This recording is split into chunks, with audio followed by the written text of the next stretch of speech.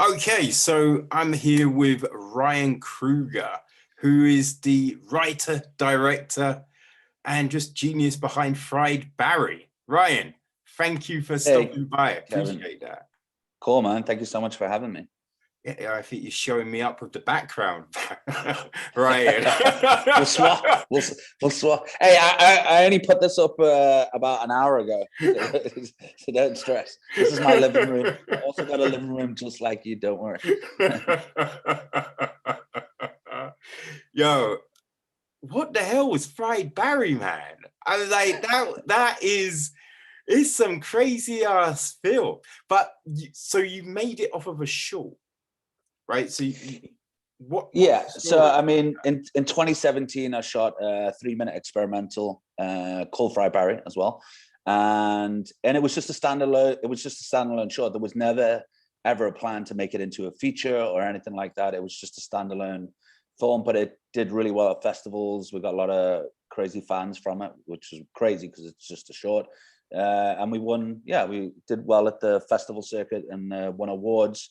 And then it just came to a point where I was like in my career where I'm like, right, I want to make a feature film, and I had all these different scripts, and then the idea just came to me, and I thought, when I thought of the idea, I thought, this is the one. I think this is the one to do because it will be impossible to forget and it will stand out. So that made me more interested to do that one more than the others, you know. It definitely does stand out, right? It definitely stands. It's a conversational piece, definitely. Yeah. Just leave that on the mantelpiece and let's talk. Yeah. Exactly. Like, I think for me, it's always one of those things where, I mean, how many films do we watch and say, oh, I'm not going to watch that again, or you get 10 minutes through it and then you turn it off. So for me, it's just like with this film, what I'm saying is there's so many films that we don't even talk about because we'll either watch it, never watch it again, or it's not worth a conversation. And with this film, whether you like it or not, you will speak about it, and you will definitely have a conversation about it, and that's yes. Cool. And it's designed that way that, because I mean, like when I go to the cinema, I love to whoever I'm with watching it after the film, you want to discuss it and you want to talk about it. No, that's the big thing, right? So with this whole, cinemas being shut, watching at home, right? I'm like, all right, fine, I can watch a film at home. But I love that point when you leave and you're like, yo, what the fuck that was crazy. Yo, that moment when, no, I thought that too. Yeah, exactly. And you have that I love that conversation, right? Yeah, that is a key part of the whole cinema going experience, like being able to talk to people. And it's the fun about doing like festivals, because, like now we're having this conversation because you can talk with directors and actors and producers about the crazy ass things they produced. Exactly. No, there's a lot of films that I've enjoyed, but I'm not, I liked it during that moment, but there's not a lot to talk about. But with this, there is so much to kind of break down. I mean, we can see your music video background in this as well, right? I love the nightclub scene, right? When Barry just breaks loose. Cool. Yeah, and I think that's the thing with the film. It's like the story is really easy. The story is about a heroin addict that gets abducted by aliens, spat back out onto Earth, and this alien takes this drug addict's body on a joyride through Cape Town. It's almost like a road trip movie without the car, but Barry's the car, and you're just going on this journey. And I think that's the thing with this film. It's very much an experience. It's not your normal structured movie, but all the character arcs are there. And the movie is designed to make you feel uncomfortable. It's designed to, for you to go on this journey, this drug trip, and go on this experience. And we just end up seeing the darker side of humanity, and that it's society that is crazy, and it's actually not the alien. It's him observing the world, and then it's the world observing him at the same time. Yeah, because I kind of feel that the part when he's, kicked back out into society, as it were, right? Like, it's a bit of a mismatch.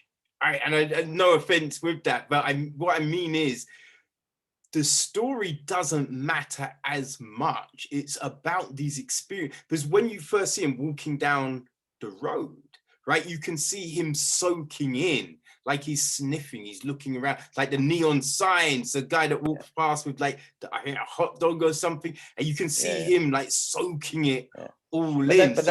But you're right. That's the film. That's what I wanted. That's why I'm saying the story is really easy.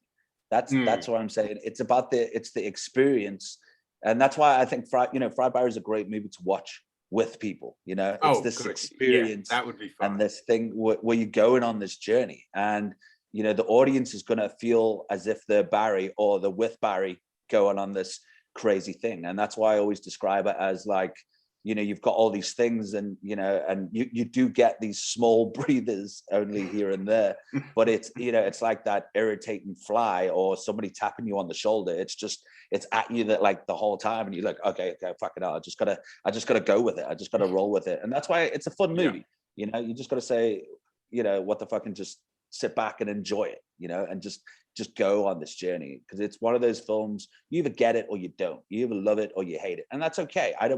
I don't mind. Like, if everybody liked the same films, it would be terrible. It's one of those things where, you'll get a director like Christopher Nolan or whatever, and he'll do Interstellar, and I love Interstellar, and then there's people that go, yeah, that's his worst film. I'm like, no way, that's his like best film. So it's great to hear other people's opinions, and it's really not offended. If somebody doesn't like it, it's you either get it or you don't. And whether you love those old 80s cult style films, and a lot of the references in my movie and the love for cinema that I have is 80s films. Yeah, you kind of get that with the this is an 18 film at the very start. And then I think it's just tonally, the way it's kind of being shot, right? The kind of visual hue of the film, which is great, because then we get these other moments, right? Like with the abduction, and it's got that red kind of tint to it all, right? But when you're filming stuff like that, right, the alien abduction, now, were there thoughts of, I might tone it down a little, or is it just, I'm just gonna go as fucking crazy as I can? Well, this is the thing. So, I mean, I live in South Africa. South Africa is quite conservative. I'm known as a music video director in South Africa. So I've been very lucky in my career where they let me do what I want when I come up with a music video idea. And I do a lot of narrative storytelling within music videos, but at the same time, it's got to fit the music, the concept that I do. It also has to be able to go on TV. So I'm still, even though I can do what I want, I'm still restricted because of the style of the music and because it has to go on TV. So before I made Friar Barry, and I'm still doing it now, is a conjunction of experimental films. And then, when I was shooting these and started to do Friar Barry, it's like, I can do anything I want. I don't have to worry about this and this and this and that. And at the end of the day, it's just a film. You got to be open-minded. And that's why I'm saying, there's different, this film is not for everybody, and that's the thing. And I know that. So that's the thing. It really, when it comes to those certain scenes, I'm just like, and some of the scenes, it's not even put there for shock value, like some of the bits of his abduction, and people might think it's just there for shock value. It's not. Like, at the end of the day, it's just a dick, the thing's going in, or it's like the anal problem. So what? It's not it's just to show that we always hear about this. Well, yeah, on alien abduction films, but we never see it. Why don't we see it? So for me, it's not even a shocking thing. I can understand why people look at it as a little bit of shock value thing, but it's just to get you in that scene more when when I did the festival run, and some of the festivals I too, you sit there, and when that scene comes on and this needle's coming down, it's like everybody in the cinemas, and it's fun, and that's why I'm saying it's a cool crowd pleaser, Well, yeah, I think it's just because the thought of it, right? It's the thought of something going down your urethra. It's just like, oh no, that just it just sends shivers down your spine. I'm just like, fine, I'll meet the aliens, but please not that. Do you not have the probe in a pill form? I'll take a pill. Exactly.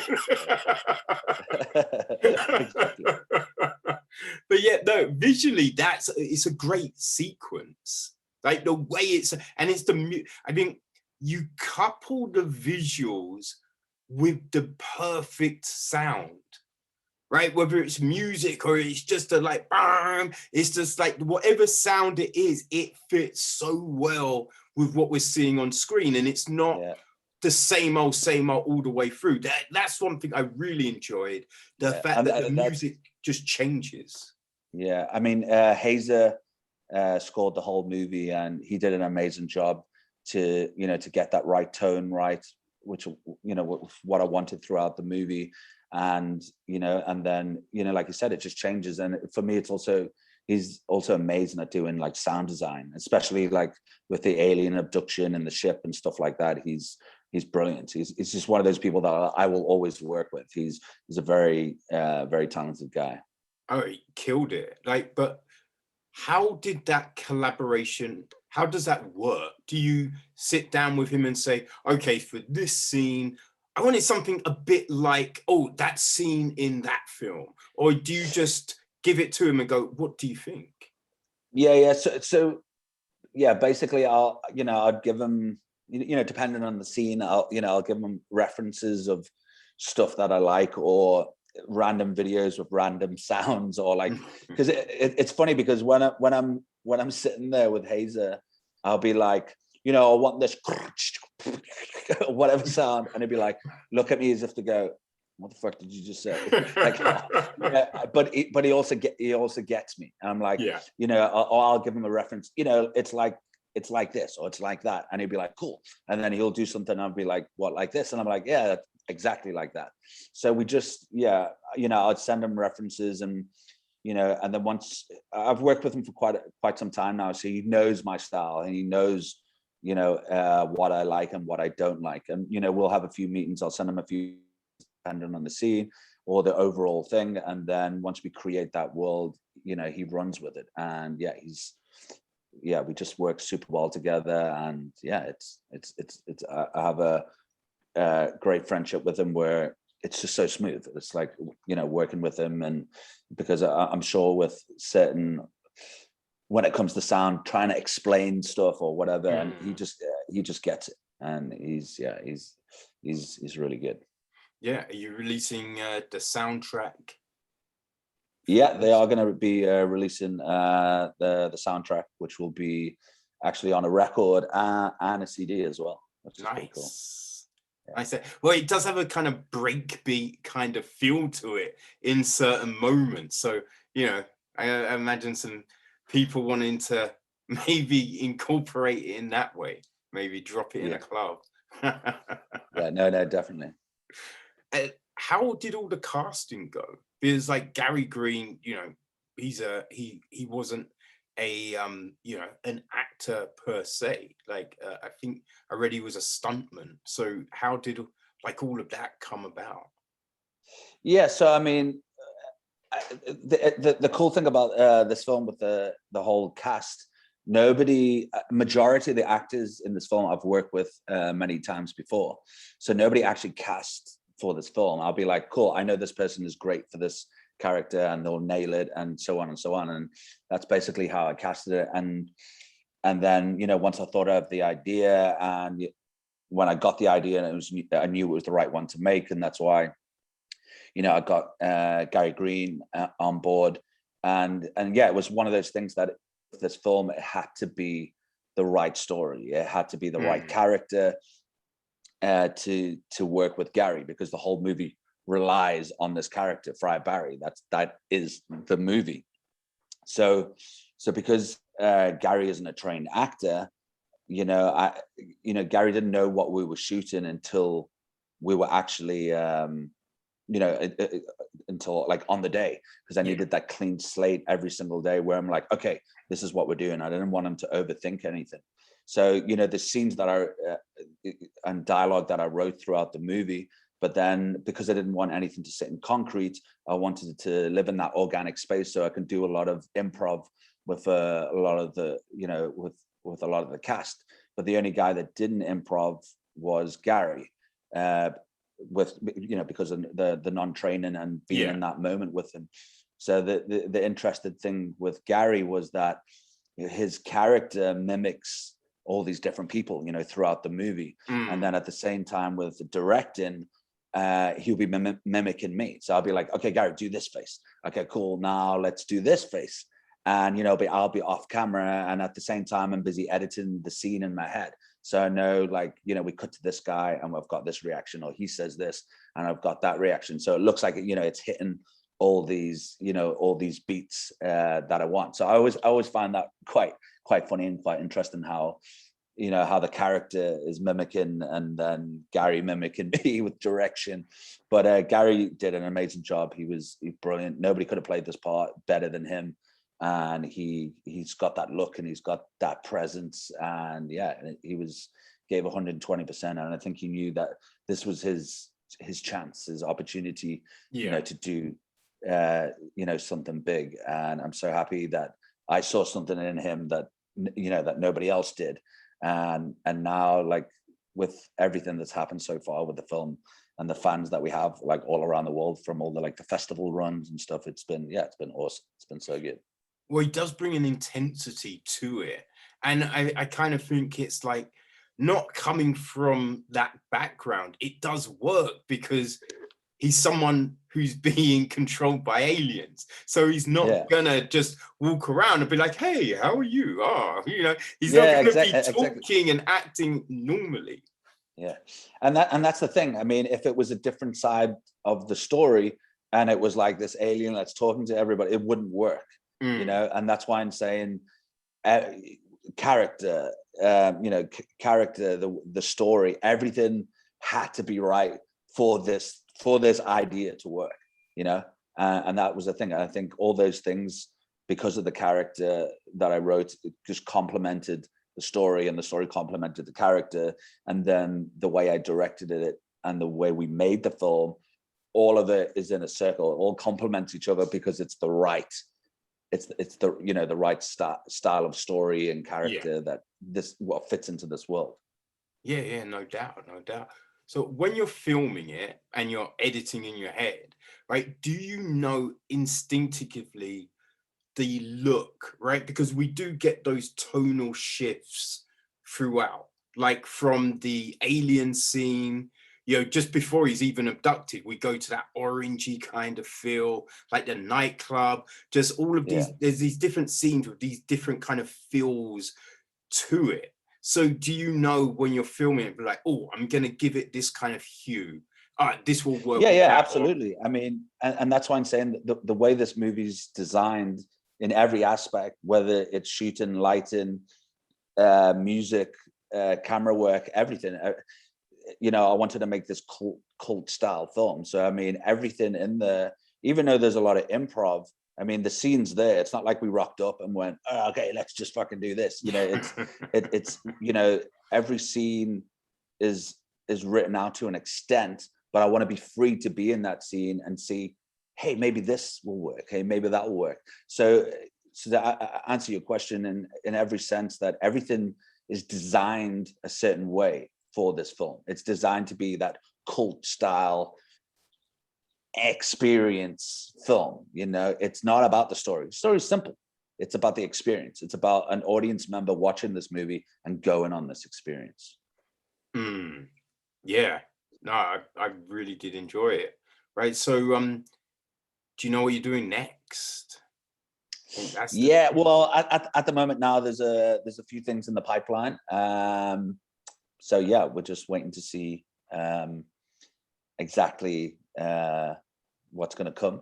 So, but yeah, I think at the moment now. I'm just finishing some experimental films off, and maybe in August I'll be shooting my next film, which I can't talk about yet, but you must keep a look at.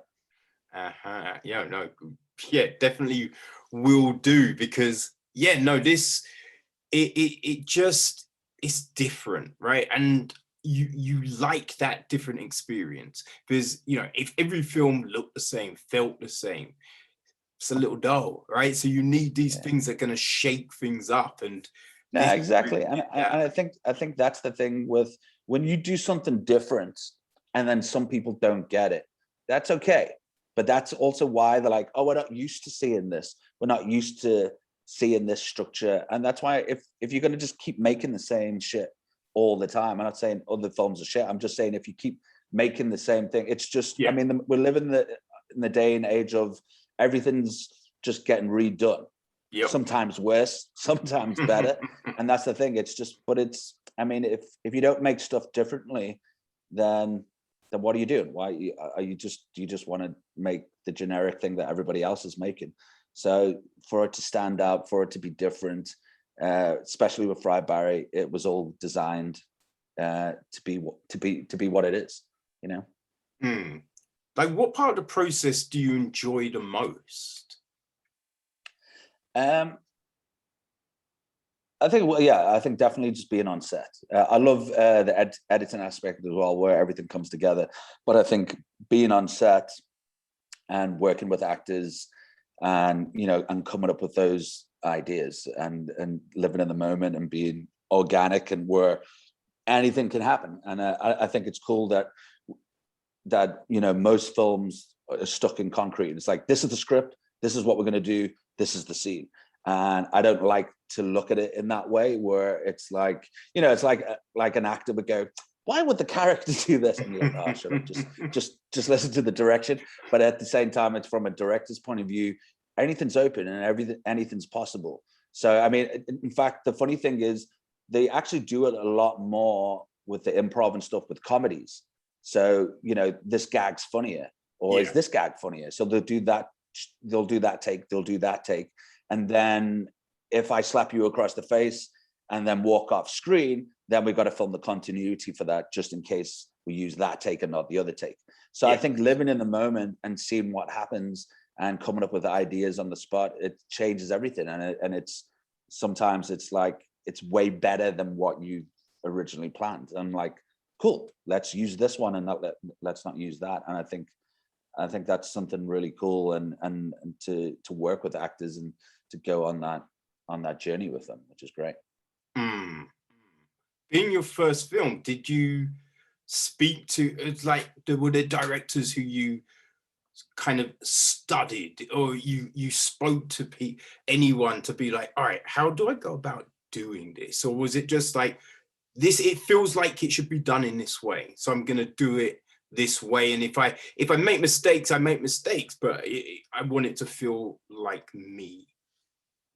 Yeah, I think with anything, it's just, you know, it's the experience. And I've always done acting, I've always done directing for you know, for a hell of a long time now. But it's one of those things where I know I kind of always known what I wanted to do, and then my influences I like all different genres of movies. So I mean, like growing up, you know, I'd love all the 80s movies more than anything. I love like 80s movies. So I've always just been exposed to all these different types of films. And like, you know, there is certain filmmakers, you know, that I love, and certain 80s movies that I love. But even not looking in the horror aspect and stuff, like one of my like heroes is Jerry Lewis.